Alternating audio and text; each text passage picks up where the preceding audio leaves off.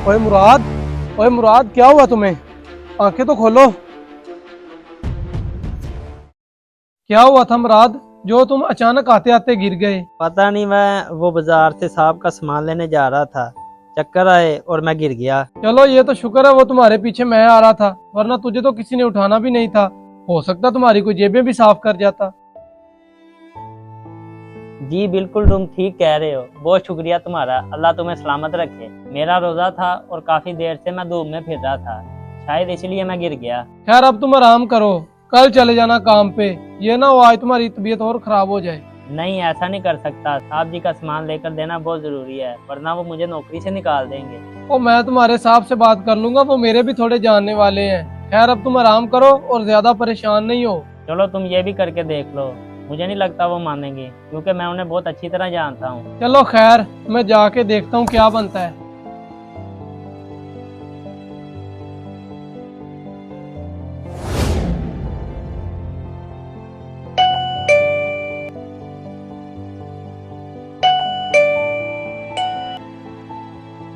अरे शहजाद, तुम आओ, अंदर आओ। आओ बैठो।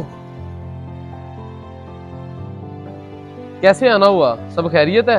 हाँ जी मोइन भाई, सब खैरियत ही है। वो आपका मुलाजिम है ना मुराद? हाँ है।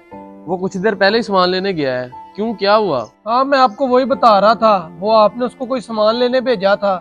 वो गर्मी की वजह से बेहोश होके गिर गया। ये तो शुक्र है मैं उसके पीछे आ रहा था, मैंने उसको उठा के उसके घर छोड़ दिया है। अच्छा, वो तो एक नंबर का ड्रामेबाज है। मैं भी सोच रहा हूँ कि इतना ज्यादा टाइम हो गया है, लेकिन वो अभी तक पहुंचा क्यों नहीं? मेरे सामने उसने भला ऐसे क्यों करना था? वो तो सच में बेहोश हो गया था। मैंने उसको कहा था कि तुम आज रेस्ट करो, मैं तुम्हारे साहब से बात कर लेता हूँ। वो तो बेचारा बहुत डर रहा था, कह रहा था साहब बहुत गुस्सा करेंगे। नहीं, गुस्सा नहीं करूंगा तो और क्या, प्यार करूंगा। आधा घंटा हो गया एक काम के लिए भेजा था और वो अभी तक नहीं आया। और मोइन भाई मेहरबानी करें, उसे आज की छुट्टी दे दें। वैसे भी रमजान का महीना है, हमें गरीबों का एहसास करना चाहिए। देखो शहजाद, मैं तुम्हारी बड़ी इज्जत करता हूँ, लेकिन ये मेरा और मेरे मुलाजिम का मामला है, तुम इसमें नहीं बोल सकते। जाओ तुम।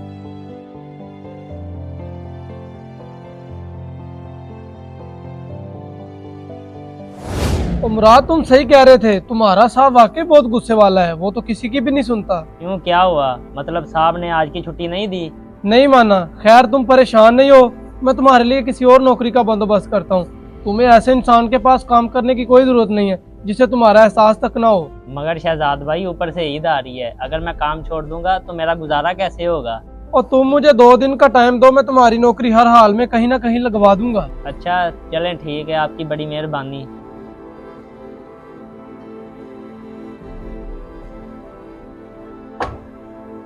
मोइन, क्या हुआ? किसके साथ इतना गुस्सा कर रहे थे?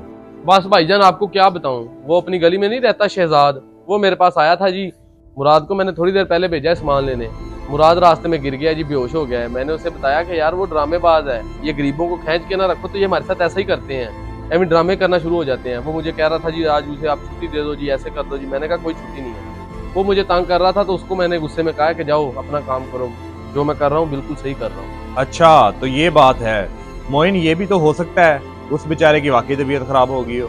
अब तुम खुद ही देखो, जब से रमजान आया तुम अपने ऑफिस का सारा काम घर ही करते हो, और वो बेचारा रोजे के साथ सारा दिन काम करता है। इसलिए हमारा फर्ज बनता है हम भी उसका एहसास करें, और हमारा दीन भी हमें इस बात की तलकीन करता है कि हम अपने मुलाजमों के साथ हुस्न सलूक से पेश आएं। मेरा मशवरा तुम्हें ये है कि तुम उसके पास जाओ और उसकी इयादत करो, और उसे कहना कि अब ईद तक आराम करे, और साथ उसे कुछ पैसे भी दे के आओ ताकि वो अपनी ईद की तैयारी कर सके। जी भाईजान, आप बिल्कुल सही कह रहे हैं, मैं जाता हूँ उसके पास।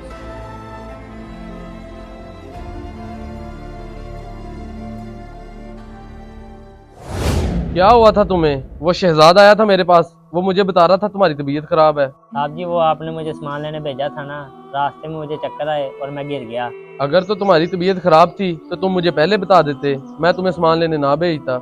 बस साहब जी, अचानक तबीयत खराब हो गई, मुझे अंदाजा नहीं था कि ये सब हो जाएगा। खैर वो तो अल्लाह का शुक्र है कि ऊपर से शहजाद आ गया और उसने तुम्हें घर पहुंचा दिया, वरना पता नहीं क्या हो जाता।